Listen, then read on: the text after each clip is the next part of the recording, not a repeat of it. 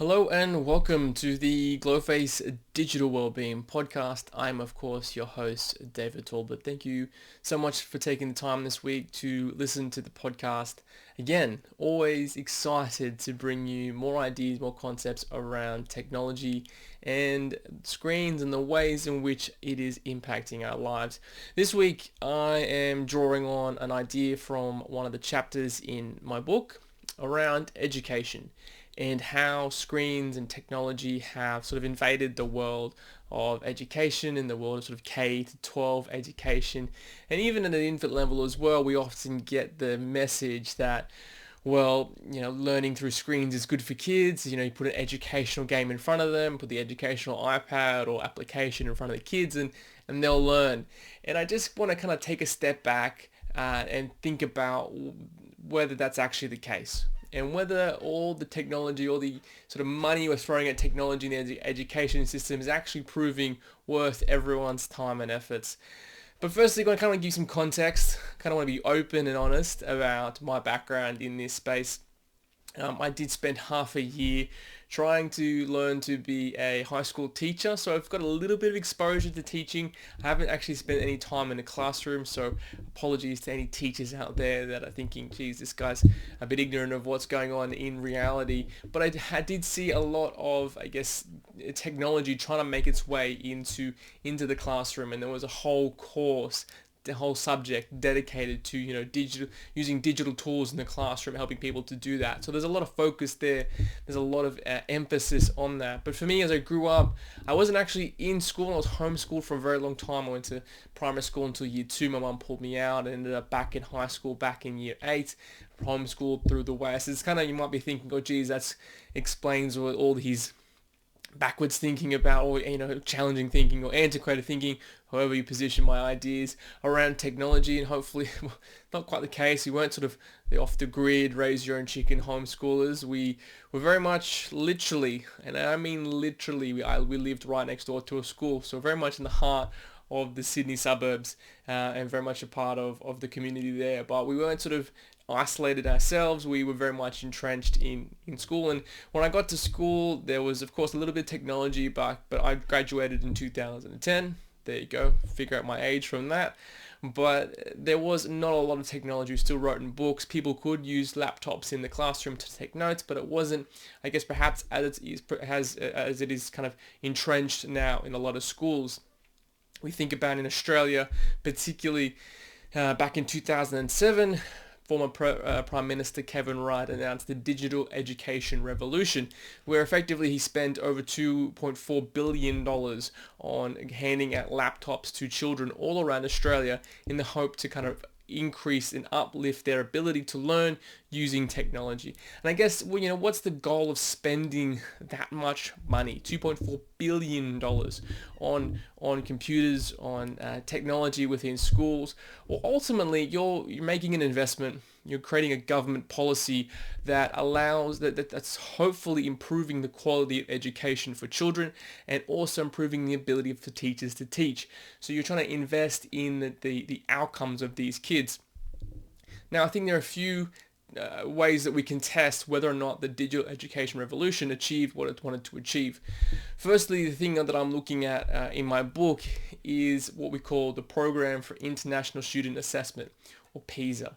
And what it does is it's a set of countries around the world that take a standard test every 4 years, I believe it is. We missed the one for COVID, so some of the most recent results and analysis we have actually aren't only from 2015. So it's been a while since we've seen some data, but what they concluded from the 2015 report was that, when they did the analysis in schools, they didn't see that any countries that heavily invested in technology proved to be ahead of countries that didn't. And in fact, those that used technology too much were actually at a disadvantage. Now, it's those that use it perhaps moderately more than other countries seem to have a slight advantage over other countries. That is to say that using technology in the classroom did not lead to considerably better outcomes when you're comparing countries against countries. Now, here's the thing that I like about PISA. It is a government organization. It's not there to generate a profit. When you think about other education companies, a lot of these companies that are promoting technology in the classroom or digital learning are there to turn a profit. They're there to drive revenue, and they're a company. They've got shareholders they need to make happy. They've got employees they need to pay.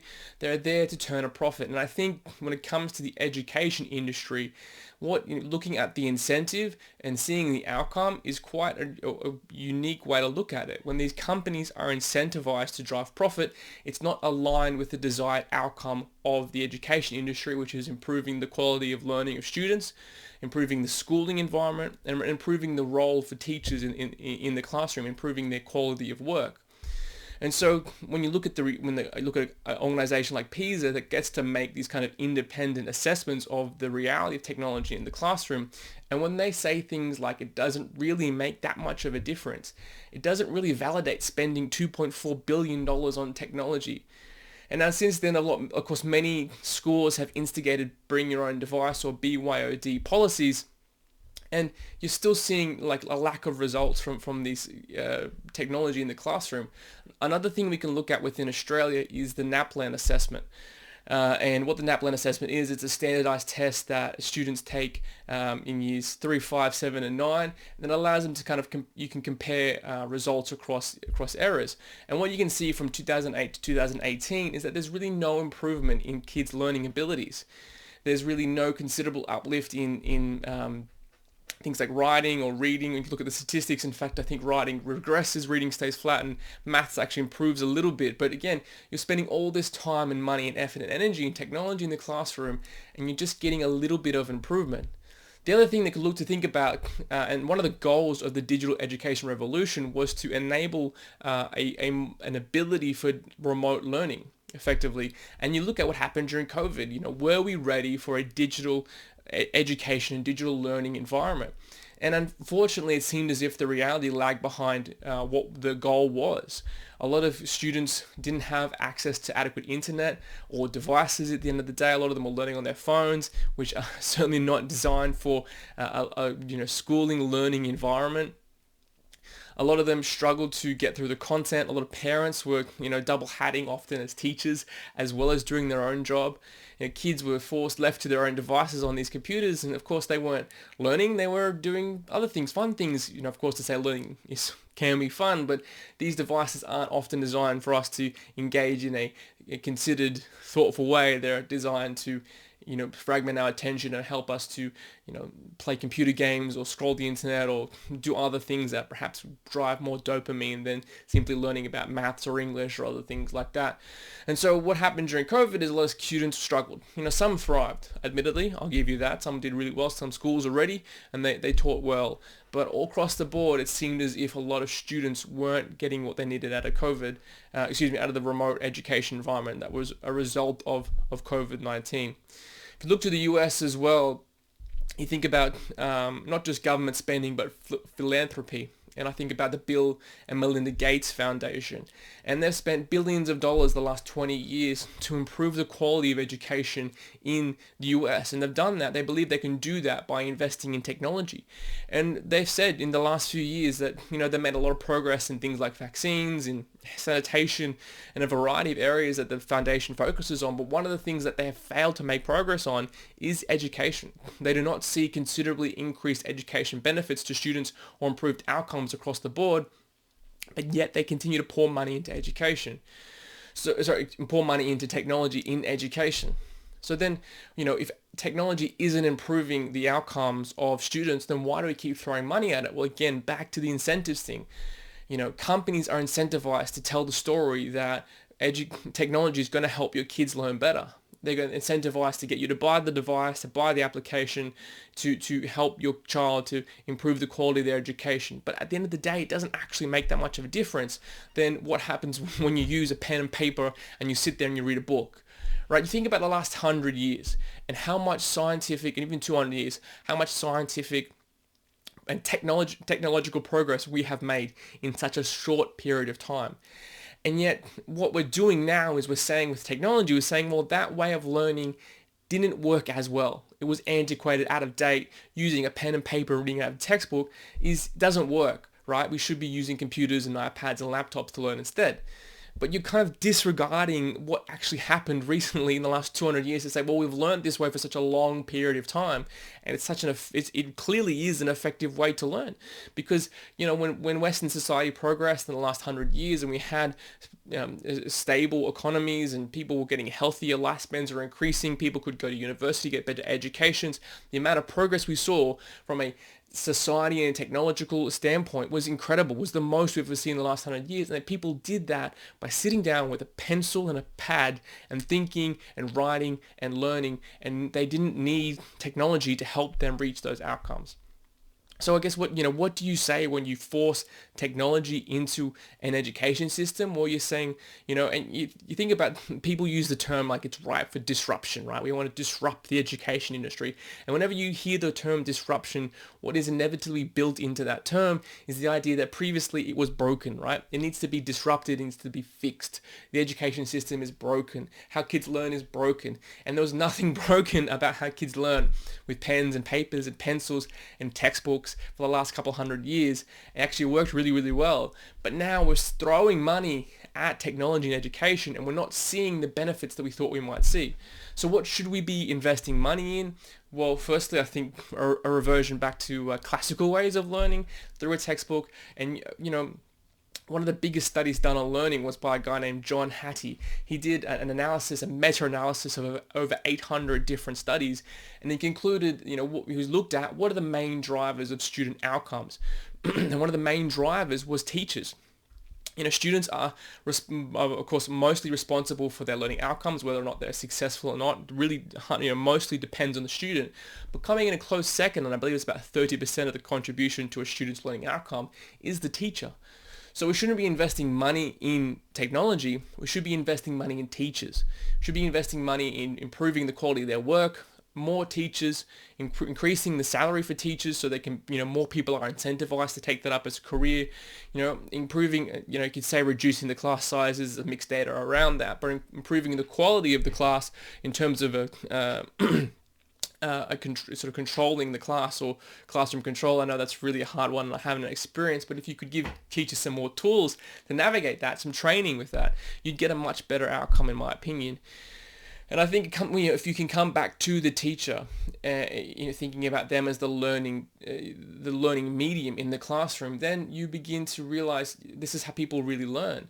And there's a great quote by the head of Sydney Grammar School, or the previous head of Sydney Grammar School.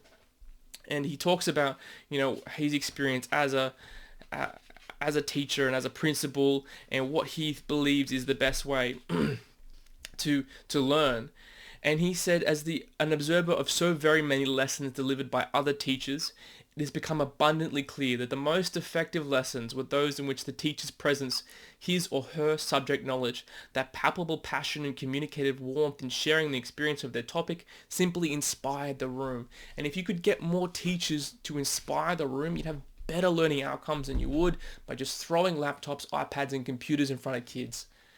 And that's what I think it comes down to in this conversation, is looking at the incentives of these technology companies, going, they're not incentivized to improve kids' education. They're incentivized to generate profit. So they'll just tell you what you need to hear to buy their product, to put it into schools, to put in the kids' hands. But at the end of the day, that's not how kids learn. That's not showing the results you might think are applicable to technology in the schools. And in fact, it's not helping teachers. If you've spent your money and time and effort on helping teachers to teach better, to control the classroom better, to have more support broadly in the classroom, and to help teachers get inspired again for themselves to inspire the room as they teach, then you would get back to better learning outcomes. So look, there is a place for technology, absolutely. Of course, we couldn't have learned anything during COVID-19 without remote learning. Google Drive, Google Docs, Google Forms, all these things formed a part of that education system. There is absolutely a place for it, for smartboards and that content, absolutely. But the medium, it's a tool that the teacher should use to inspire the room. It's not a tool the teacher should use to rely on for that tool to use to teach the kids. It's not something that we should fall back on to just simply take over the role of teaching. It is something that the teacher should be using to help enhance the classroom experience. So there's my thoughts on education and the technology industry. Hopefully we can see a better alignment in the future between the desired outcomes for students and the priorities of companies, but also the priorities of governments and philanthropic organizations alike. That's the podcast for today. Thank you so much for listening. Tune in next week. I'll be back again with more content. Take care.